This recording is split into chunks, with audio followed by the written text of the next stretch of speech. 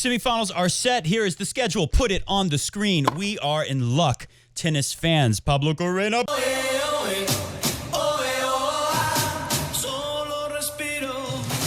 Busta! The man! He took down big baby Shapo. He reminded us what El Shapo really is made of, didn't he? He will play Sasha Zverev at 4 p.m. Friday. Freitag, that is tomorrow. We'll have a Beer Hall Freitag special just for the patron saints. Tomorrow night will go on right after the matches are done and put a podcast up there for the patron saints. If you're not one, go to patreon.com/coffeebreaktennis. Check it out. Join us. Be a part of the team. And then after that, look at this. They set it for 5:30. You're thinking Pablo Carreno Busta is going to go down to Sasha Zverev in an hour and a half? Really? That's not before. You see that? Not before 5:30 when we get what? Come on, folks. This might be the greatest match of the year, unless we get some kind of epic Nadal-Djokovic French Open final in a few weeks from now. This might be the best match of 2020.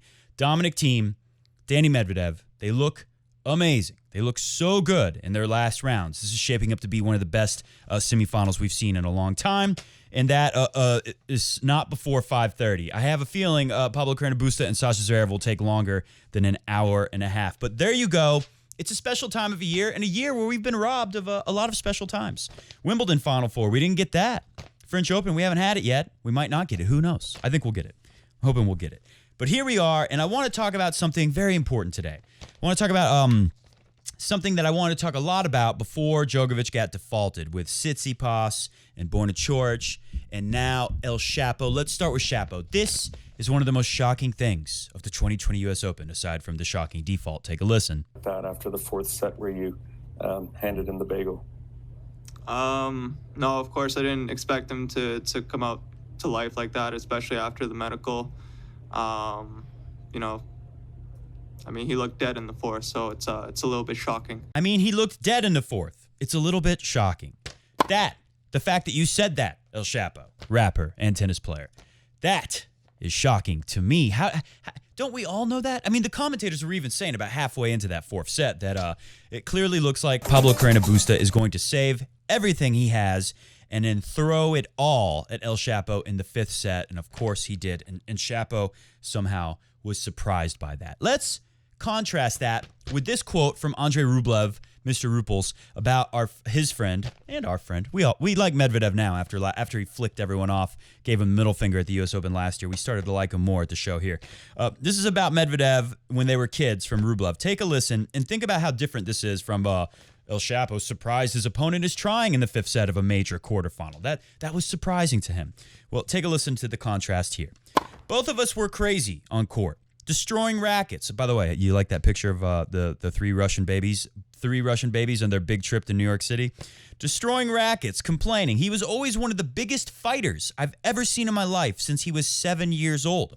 This is the best. He would play lobs for hours just to win. I remember we had a few battles when we were kids. People hate playing people like that because they will not stop. They must win. They hate losing more than they love winning. That's Danny Medvedev. Remember, Medvedev, he was down 2-0 against Rafa in the final last year, and then he turned it into an epic 5-set match. He almost won it. Could you imagine El Shapo doing that? No. No one can. So let me share with you the moment to me that was very revealing. This is what I wanted to talk about before the Djokovic default. This was a big story, a big moment to come out of the major and to remember moving forwards as we play more majors and progress along this tennis year and beyond. Take a look. This is when Borna Coric was sick of hearing Tsitsipas, just like El Shapo was crying to his mom. The whole match practically, other than when things were going great, he wasn't. And when things were not going great, instead of putting his head down like Medvedev and doing whatever it takes to win, refuse to lose type attitude, he's whining and crying to his mother. Well, Tsitsipas was doing the same thing with his dad when he lost to Borna Coric. And after a while, it seemed to me like Borna Coric got sick of it. He got sick of hearing the come-ons and the whining. If it's going good, he's come on, look at me, daddy, come on. And when it's going bad, he's crying. So this is the moment where Borna Coric might have took it a little personal, like, oh, you think I suck? You think I'm washed up? I'm old next gen, and you're current next gen, Steph? Well, let me show you what I can do. Take a look. This is the moment Coric flipped the match around. Let's go! And now it's George with the let's goes. Goodness me. Tsitsipas serves to stay in the fourth after they change hands. Do you see the way that Borna Coric stared down directly at Tsitsipas after that? And he kept doing it. He kept doing loud come-ons, looking at him right there. That was his way of saying, I recognize that you're mentally fragile right now. I'm mentally stronger than you, and I'm going to crush you now. Now, you might say, why did Coric, if he's so mentally tough, why did he lose to Sasha Zverev? And I think Zverev is actually, he's further along than Tsitsipas. Obviously, he's got more experience. He's won, more. He's had more big results, and he's just played more matches and had more meltdowns, more collapses mentally than Tsitsipas. So he's been there, and he's able to work with it. And really, outside of the second serve, Sasha Zverev, he's got the best first serve in the draw left. He's got one of the best first serves in the world. He's got one of the best backhands in the world. Sasha Zverev has a lot going good for him, and I think he believes in his game. That's why Brad Gilbert made an excellent point saying that it's almost better for Sasha Zverev, and he's been hitting 2 first serves a lot of the time. That's part of why Sasha Zverev has been in less trouble with the second serve problems that we've seen throughout this year and last year. It's been an issue for a while. It's part of the reason is that Sasha Zverev is hitting 2 first serves. It's almost like, to me, if you double fault, and Brad Gilbert's main point was, if you double fault with a wimpy slice serve that you hit like 70 miles an hour, that's really going to kill your rhythm. Then you're going to start missing some first serves, and next thing you know, you're having to hit more of these wimpy second serves, and then things can unravel from there. Brad Gilbert's point was, if you hit 2 first serves, at least you stay in the rhythm. You keep trying to hit the same serve. And to me, it feels like you missed the second. Well, it's almost like you got a third serve on the next point because you keep hitting this same shot. It's easy to replicate and do it again. So aside from the second serve, I think Sasha Zverev has actually proved that he's pretty tough now, and he was able to outlast Coric the way Coric was able to take advantage when things started to get a little fragile looking for Tsitsipas. But you know what? Before we get into the show and look at the stats and talk about the matchups some more, I do want to say one thing that's good about Shapovalov's coach. This is take a look at this. This is a recording where Shapovalov's mom and coach went and talked to him after he lost that match. And I think they made some real progress here talking about how to address these issues for Shapovalov and move forwards.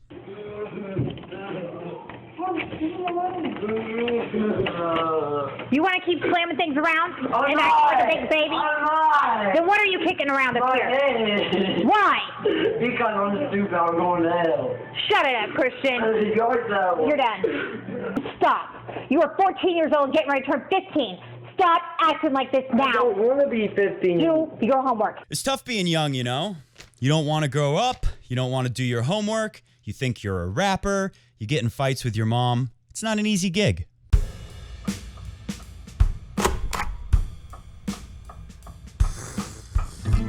Today on Coffee Break Tennis, we will go through everything, and I mean everything. We shall leave no stone unturned as we break down fully everything you can expect to happen in the Final Four at the U.S. Open. We'll even talk about the freaking weather forecast.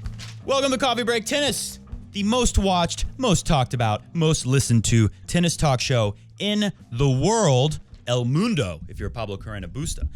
In El Mundo, I am your humble host, Matt Bradshaw, with all of the tennis IQ of Roger Federer. I just have a hard time playing as well as him, but I have it all in my head. Do take my word on that, please. And the producer, Mr. Goat, he's upstairs in the booth listening to everything. In fact, right now he's telling me that I need to stop popping my collar because he said it creates a douchey look, a douche. I think that's French.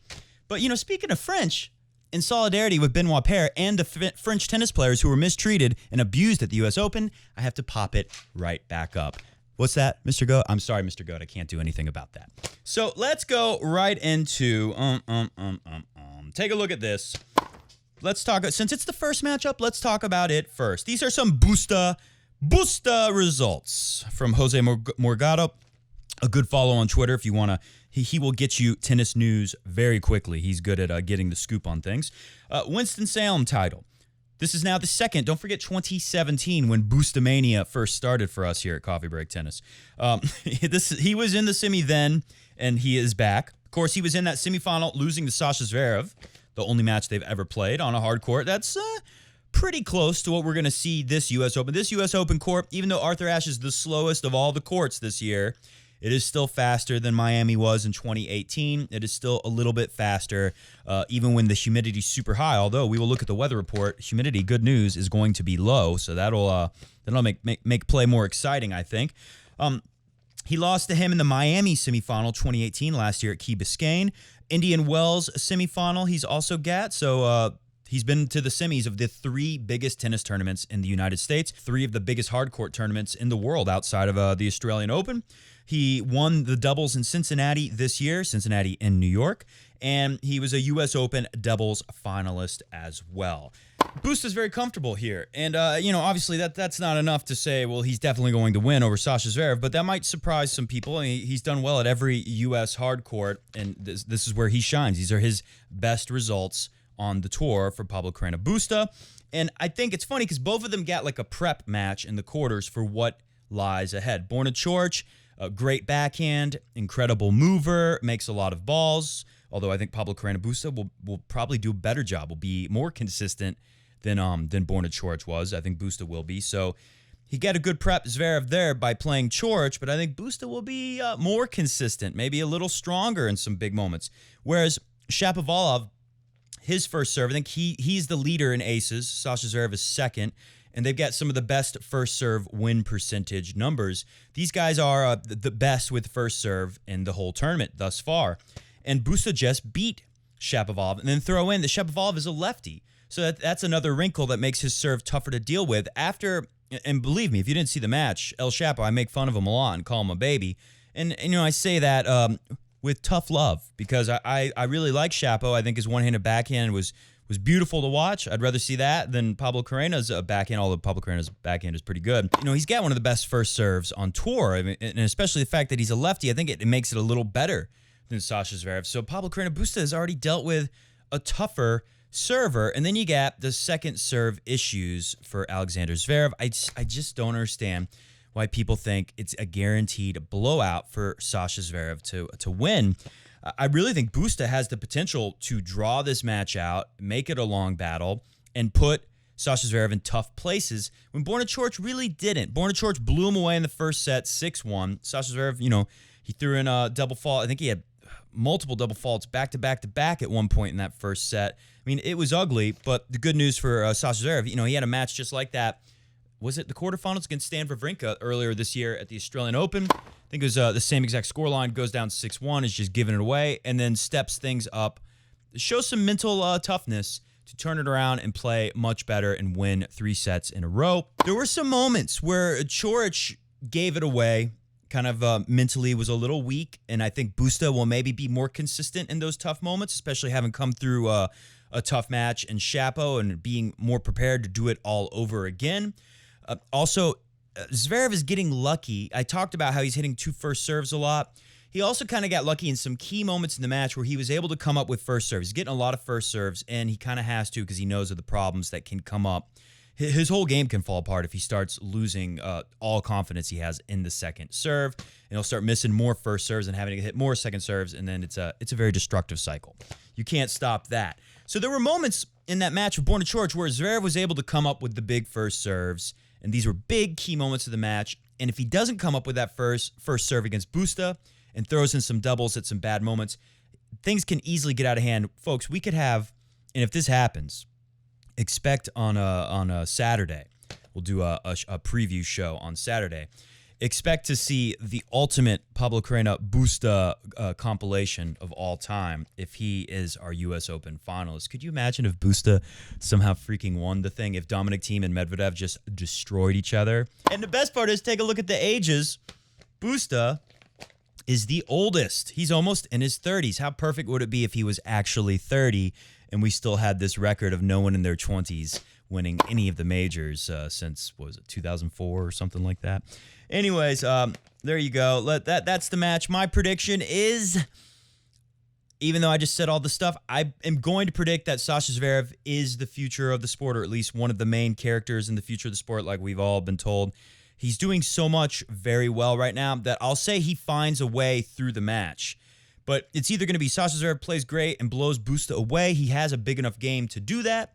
Or it's going to be very complicated and he somehow wiggles his way out in a 4-set or 5-set match. I'll be shocked if Pablo Carreno Busta doesn't at least get 1 set or find a way to force this thing 5 sets. I do not think it'll be super easy like people are saying. So that is the prediction and the preview of the first semifinal. Let's move on to the more interesting semifinal. This is what feels like the final. The two guys who are playing the very best of everyone, Sasha Zverev and Coric. It was an ugly match. It was a very ugly match. Medvedev and Rublev, not an ugly match. It was an awesome match, right?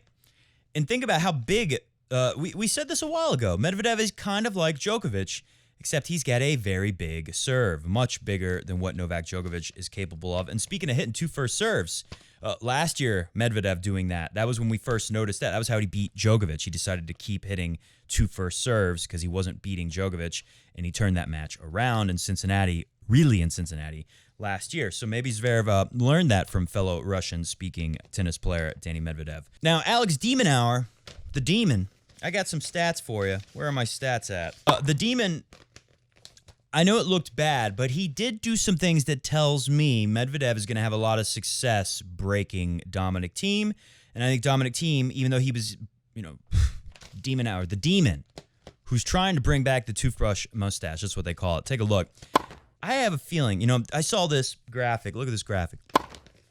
Shouldn't the Austrian flag be behind that guy with the Austrian-style mustache there?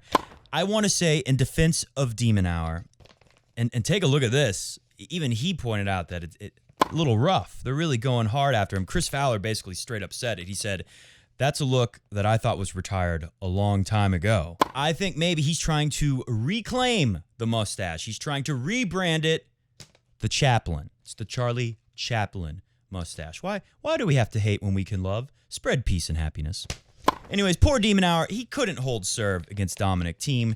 Medvedev will not have that problem. Take a look. Last year, I know Dominic Thiem had just come off a couple clay court tournaments, but he had won a couple matches against tough opponents. I think Shapo was one of them, beat him in 3 sets, first round up, I think, at Canada last year. So he'd had a couple wins.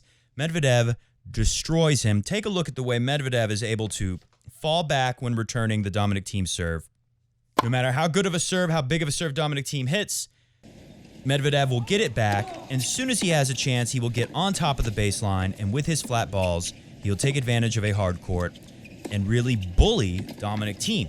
There is a chance Medvedev can tear Dominic Thiem apart, but Dominic Thiem is playing a lot better than he was last year, that is for sure. Take a look at this, though. This is very important. Medvedev, and they're comparing to 2018. Took a look at 2018, first serve toss. This is the spread of contact points when he actually hits the ball. And this tells me a couple things. One, he can't throw the same toss, or both maybe, or one of the two, that he when he hits different spots, he has to toss in different places, and it's really easy to read where he's going to go with his serve. Take a look at now 2020.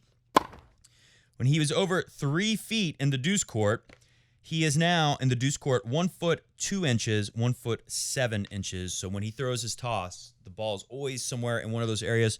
That means it's going to be easier for him to hit quality serves because it's always in the same spot, and it's going to be tougher to read what he's trying to do with the serve when the toss is always in pretty close to the same exact spot. So that is a massive improvement for Medvedev, and I think Dominic Thiem not returning great. Even though he's able to break de Minaur over and over again, he's not been getting as many returns in play. He needs more time for the big shots. The court is faster.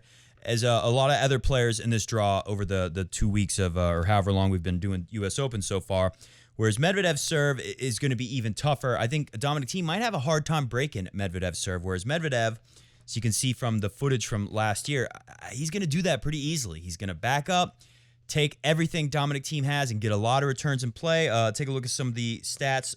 This is against Demon. 39% win on second serve from Dominic Thiem. As bad as the match looked for Alex de Minaur, he was able to hold win on second serve percentage 39%. He held Dominic Thiem to that very low number. That's going to be a problem against Medvedev. And you can see Medvedev did the same thing, except he did it even better. He held him to 33% on second serve when they played last year. And then on top of that, he only let him win 59% on his first serve. He wins almost 100% of the time Medvedev wins the first serve. But Dominic Thiem is playing a lot better. That's why I think we might get a 5-set super epic battle. And even if we don't, it's still going to be an awesome match. 88% returns in against Dominic Thiem. Dominic Thiem only able to get 72% of the Medvedev serves back in play, but when he did get them back in play, Medvedev is usually dictating from the baseline pretty quick in that match. I just watched it earlier this morning, rewatched it from last year, so I got a good feel for it.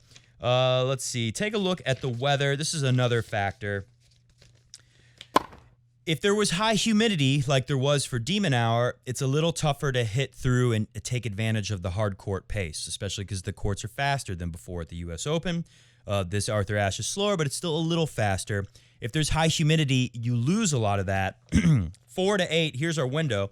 78 degrees Fahrenheit drops to 72, so it's very comfortable for the players. It's not, the ball would move a lot faster and bounce higher if it was hot, but it's not. That might actually be good for Medvedev because it keeps the ball lower. And then the humidity, 44% going up by 8 o'clock to 47%. That's definitely better. I think these weather conditions are good for Medvedev. So your final prediction, I say Danny Medvedev beats Dominic Thiem in 5 sets. And I say Sasha Zverev wins in 4 sets. And we get the final where Medvedev will beat Sasha Zverev. And then we'll see who the real BS Russian is. All right, let's move on to this Roger Federer and Djokovic conspiracy stuff. So we have a few clips here today of Roger Federer hitting balls and hitting a ball kid. This is the one people have made the most noise about, the double standard. They wouldn't do this to Federer. Take a look. Position. I mean, not only is he move so well, look out. That's his only misstep of the night. Almost hit the ball kid. That was close. Better apologize. That's one of the only times you ever see Roger misfire. He clocked that ball kid right in the wrong spot. He took it good, though. Now, I'm not even sure. Did it hit the ball kid, or was he trying to catch it and it bounced off his hands? It's kind of hard to see. I think the fact that Federer does it and he says, you got to be ready, and everyone laughs and the ball kid laughs, it's a lot different than what Djokovic did. And on top of that, you know, hitting the ball kid the ball, the job of the ball kid is to run and chase down tennis balls and sometimes catch them. You're allowed to hit a ball to a ball kid. I think if you nail a ball kid out of anger, you're still going to get defaulted. But again, Federer didn't really nail this kid unexpectedly. It looked like the kid almost was able to catch the ball too. So that's obviously different. Plus, we have this precedent of Roger Federer slapping balls at ball kids all the time. Everyone knows he does it. That ball kid should have known and been, you got to be ready, as Roger Federer said. So to me, that one is not quite the same, but I do get it. The fact that the commentators, they thought it hit him at first, it sounds like. It does seem, I see why some Djokovic fans would maybe be upset about that, but you got to look at it and say Federer is always hitting balls to the ball kids. It's a lot different. Djokovic is always hitting balls in anger, and of course, I'm sure you've all seen this clip. Take a listen.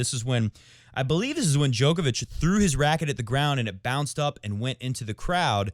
And the commentators at the time said if that had hit anyone, even softly, he would have been defaulted immediately. And he got lucky that I guess somebody caught the racket and said, thanks, Djokovic. I can't remember what happened, but take a listen to this journalist. It was a little rude to Djokovic, but it was a fair question. Take a listen to how Djokovic responded. When you threw the racket, does it concern you that one day that could cost you dearly? I mean, if the ball had hit someone today, is that something you think you ought to address? You guys are unbelievable. Why is it unbelievable? Yeah, because you're always picking this kind of things. It's incredible. You keep doing these things. You know, that's I keep doing these things well. Why don't I get suspended then? I'm saying you were close, weren't you? That's what I'm saying. I'm close. Novak Djokovic, the world number one, the number one seed, has been sensationally... We all know Djokovic has a history of coming close to hitting things in anger and maybe going too far and getting defaulted. Whereas with Federer, it's a little bit different, although this one is pretty angry. Take a look at this. This is Roger Federer. And I remember we showed this during the French Open last year because it was hilarious. That guy might have got whiplash, right? He might have thrown his back out the way he freaked out. But Federer is hitting the ball out of the stadium, and he did get a warning, a code violation for that. So sorry, folks. I know some people are putting that out there saying, look, Federer hit that guy. He didn't hit him. The guy just freaked out. Don't worry. Federer's not going to hit anyone except for the ball kids, and usually he puts it right in their hands. So, again, that is a little bit different. Here is another one, and to me, this is the only one that really is good. Federer does pretty much the same exact thing Djokovic did. Take a look. There's one problem, though, for the Djokovic fans who are putting this clip out there and saying, double standard, Federer doesn't get in trouble. Yeah, maybe not, it's not fully with fully power. It didn't hit anyone. Like I said in the last video, every player has done this pretty much. Maybe Rafa hasn't. Maybe he's the only one. But pretty much every player has done something like this. It's bad luck. It's unfortunate. It's really sad. It's devastating for Djokovic. I feel bad for him. But it is exciting to see who will step up in the absence. This is a Joker fan, Joker face with a conspiracy theory. Because the ball line judge woman who was hit in the throat, because she was at the Laver Cup refereeing, that means she works for Team Federer, and Federer sent her as a plant. There's one problem with that theory. How do you, as the ball judge plant sent by Roger Federer, how do you get Djokovic to hit the ball right at you? How do you do that? And how do you get placed on his match? How do you happen to be there when he just gets a little angry? It doesn't make any sense. It's crazy. So I wanted to bring that out there because it's kind of funny that anyone would think something so silly. All right, here is a comment. Greatest comment of all time. It's from Minkara. All hail Minkara. As the Joker leaned in to check on the line judge, she whispered in his ear, "The Federers send their regards," before pretending to die. And you know what? I feel for some of the Joker fans because she got hit in the throat. The ball was hit relatively hard considering that it came unexpectedly in her throat. I'm not blaming her at all. It probably was awful. But at the same time, I do understand why so many Joker fans are saying it was very dramatic. It seemed like she was overreacting. I don't think she was, because I think getting hit by a tennis ball unexpectedly in her throat does have a dramatic result. But it doesn't hurt that, like Minkara said, then pretends to die. She basically was like, I mean, she kind of did do that, right? So I understand why some Djokovic fans are very upset. All right, last comment, and then we will get out of here. This is from the Konark. Hey, Matt, can Thiem become number one this year before Joker reaches week 310, meaning before he is number one in the world longer than the all-time record set by Roger Federer? I mean, what if he wins the U.S. Open and the French Open? Try to add a little section on this into the show, because that's important. So let's look at the rankings, put them on the screen. Dominic Thiem has 7,135 points. Djokovic is over 10,000. Didn't he lose in the same exact part of the tournament last time to Stan? Or was he one round further against Stan? I can't remember. Let's just assume, because anyways, you can't lose. That's the key now. Because of, thanks COVID-19, because of coronavirus, all the rankings are frozen. So well, not frozen. You have last year's results. I'm trying to think, what is a good example? Let's say Rafa loses the French Open. He still gets to keep winners' points from last year, because some people aren't going to play because they're, worried about getting COVID or something like that. So that's going to make it harder. But yes, if he was to just go boom, boom, win, win, let's see what he can do. 9,800. So he can definitely pass Rafa, because if he wins the U.S. Open, and it could happen, Dominic Thiem is playing very well. And I should mention, I didn't say this earlier. This is idiotic of me. Dominic Thiem had, Danny Medvedev, he said he was really happy to get out of that match in the end, because he knew that he had some kind of issue with his shoulder, and the trainer came out, and he was also cramping up. If he has some kind of physical ailments, Dominic Thiem does not look like anything physical will bother him ever, and he will win, and then he'll win the final. So it could happen. I like Medvedev the best because of the court. If it was clay, Dominic Thiem would beat Medvedev. I don't care how tough he is. I don't think he's ready to beat someone like Dominic Thiem on clay yet. But because of the court, Medvedev should win. If Medvedev is physically not able to hang long enough to beat Dominic Thiem, and, he could blow Dominic Thiem away. He might need to. Because if it goes 5, maybe he could possibly fall apart. So let's say that happens. Dominic Thiem wins. That puts him at 9,135 points. Pretty close to Rafa and getting closer.